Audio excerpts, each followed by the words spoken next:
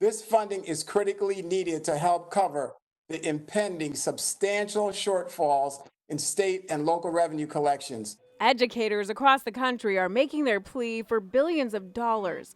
They say schools desperately need to respond to the pandemic. To continue to feed students and their families, to close gaps in remote learning, to expand mental health services, to provide reliable high-speed internet access for all students, and to purchase the necessary PPE. Lawmakers on both sides support including more money for schools, but there are some key differences. Initially, Democrats included $100 billion for public schools in their bill, but now they want even more. Whether we reopen in person or with online or some hybrid model, all of that is expensive and requires money and resources. Republicans want to set aside at least 10% of the money for private and religious schools. They also want to tie some of the aid to schools offering in person classes. I think it is critical that we get children back to school. There is a huge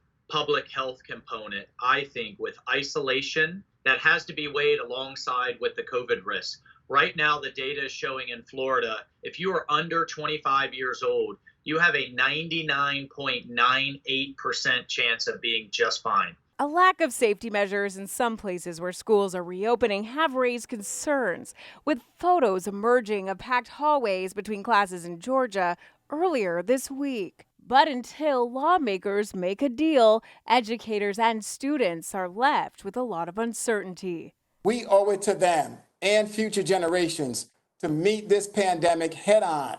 In Washington, Samantha-Jo, Spectrum News.